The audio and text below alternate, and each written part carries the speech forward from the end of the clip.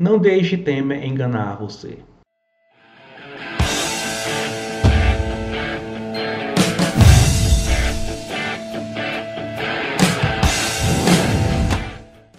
Já era para ter feito esse vídeo há algum tempo, mas eu decidi fazer essa semana principalmente por conta da notícia que saiu sobre a recuperação da indústria, né? Então, o que acontece é o seguinte: a economia brasileira ela dá sinais de recuperação. O PIB no primeiro trimestre teve um crescimento de 1%, puxado principalmente pelo setor agropecuário, que teve um boom aí de crescimento de 13%. Os demais setores tiveram um crescimento discreto ou ficaram estagnados. O desemprego começou a cair, ainda que discretamente, ainda está na casa dos 13%, mas começou a cair. E nessa última semana tivemos a notícia de que há uma recuperação do setor industrial. No último mês cresceu 0,5 ponto percentual, ainda um crescimento discreto, mas tudo indica que chegamos no fundo do poço, vamos dizer assim, né? Trincou no fundo do poço. A perspectiva agora é de que comece a voltar, de que a economia comece a recuperar, né, a se recuperar, ainda que de maneira lenta.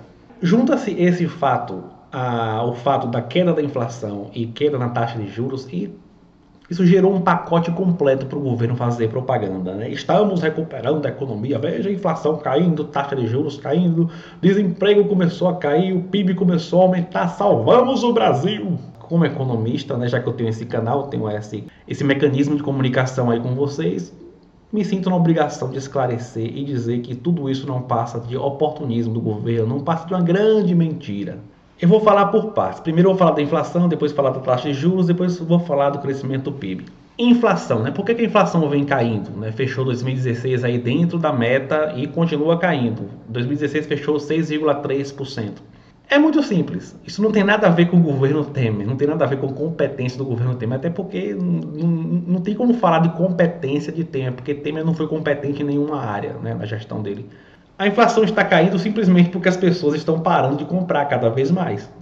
Ao longo da crise, que vem daí desde 2014, o desemprego vem aumentando cada vez mais e chegamos aí a 14 milhões, 13,8 milhões de desempregados aí, representando uma porcentagem parecida, né, na casa dos 13% de desemprego, e chega o ponto que a falta de demanda começa a tirar pressão sobre os preços. Os preços começam a recuar, então a taxa de inflação começa a ser cada vez menor. Simples, lei de oferta e demanda. Se as pessoas pararam de comprar, os preços começam a cair ou a subir menos.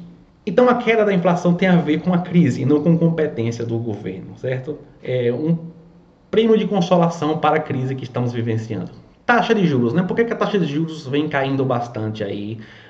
Temer pegou a taxa em 14,25%, manteve ela durante um tempo e hoje a taxa está em 10,25%, a taxa básica de juros da economia. Por que essa taxa vem caindo? O que é que está dando espaço para essa taxa cair? É competência do governo, é vontade, o governo enfrentou a taxa de juros. Não, gente.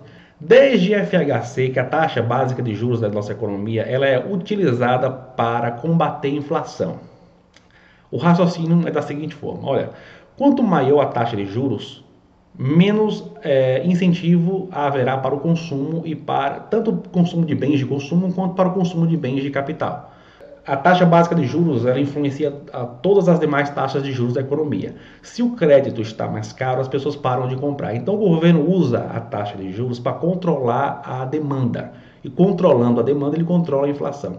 Então, como a inflação estava alta, o governo Dilma começou a subir os juros, né? E chegou a 14,25%. Só que quando a inflação começa a cair, já não faz mais sentido utilizar os juros para combater a inflação, já que essa inflação está completamente controlada dentro da meta. Então o governo Temer começou a, através do Banco Central, reduzir a taxa de juros naturalmente, como foi feito no governo Lula, como foi feito no governo Dilma. Ele fez da mesma forma. Se a inflação cai, os juros caem junto. Então a política monetária, a política de taxa de juros, vamos dizer assim, do governo Temer é a mesma de FHC, que é a mesma de Lula, que é a mesma de Dilma, não mudou absolutamente nada, gente. O que possibilitou a redução dos juros foi a redução da inflação.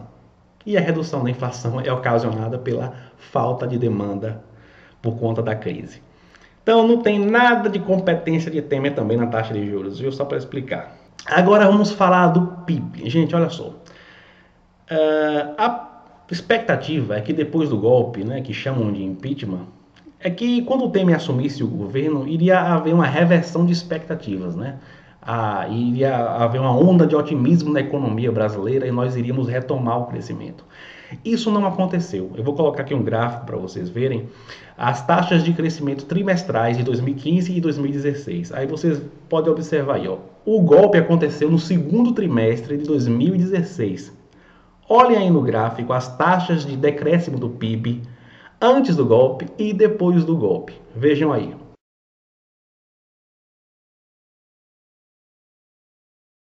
Então, definitivamente, Temer não tem nada a ver com a retomada do crescimento da nossa economia, né? Se houvesse essa retomada de otimismo assim que ele assumiu o governo, o sinal iria vir de imediato. Como vocês puderam ver aí no gráfico, a economia ela estava tendo taxas cada vez menores de decréscimo do PIB e depois do golpe essas taxas de decréscimo começaram a aumentar. Então não houve efeito Temer, efeito de reversão das expectativas, a economia começou a melhorar. Não, a economia continuou piorando, veio melhorar somente esse ano. Aí a pessoa pode dizer assim, não, demorou para recuperar a economia, mas pelo menos está recuperando. Gente, olha só, deixa eu explicar para vocês. Toda crise tem um fim. O PIB não vai cair eternamente até chegar em zero, até a gente não produzir mais nada na economia, isso não existe. E se o governo não fizer absolutamente nada, mesmo assim a crise vai acabar. E eu vou explicar aqui para vocês por quê. Quando o PIB de um país começa a cair, quando um país entra em crise, né, a indústria começa a trabalhar com capacidade ociosa cada vez maior. O que é capacidade ociosa? Máquina parada, basicamente é isso. Capacidade instalada que está sendo ociosa, que está sendo improdutiva, está parada. A indústria brasileira, o último dado que eu vi, foi ano passado isso, estava trabalhando com capacidade ociosa de cerca de 30% a 35%. É uma capacidade ociosa muito grande, é uma margem muito grande. E trabalhar com capacidade ociosa significa um custo de oportunidade muito grande para o empresário, porque ele já pagou por aquelas instalações, ele já pagou por aquelas máquinas. Então existe um custo para aquela máquina ficar parada.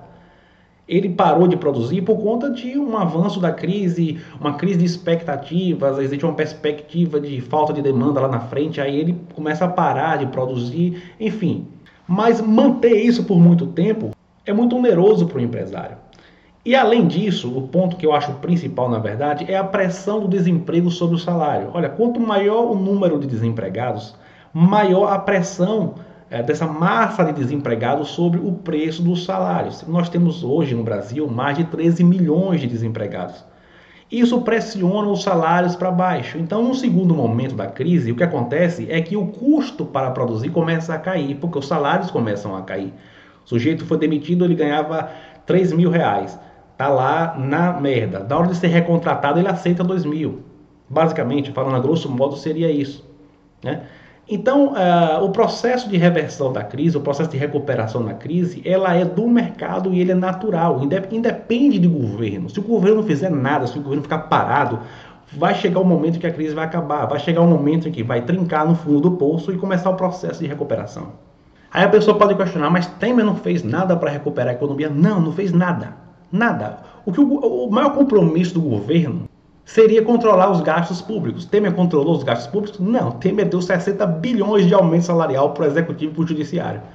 Ah, mas você fala isso toda hora no canal? Falo, porque não é 1 bilhão, não é 500 milhões, não, são 60 bilhões de aumento salarial no meio da crise. O governo Temer não tem absolutamente nenhum compromisso com a recuperação econômica do país. O único compromisso desse governo é barrar a Lava Jato. E é por conta disso que ele cortou 30% do orçamento da Lava Jato.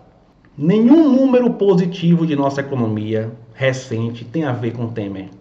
Não se enganem com as propagandas que serão mostradas na Globo, como já tem. Não se enganem com os discursos de Temer ou dos ministros dele. O Henrique Meirelles nem gosta de falar muito, mas não se engane com um possível discurso do Meirelles sobre isso. O governo Temer não tem absolutamente nada a ver com a recuperação da nossa economia.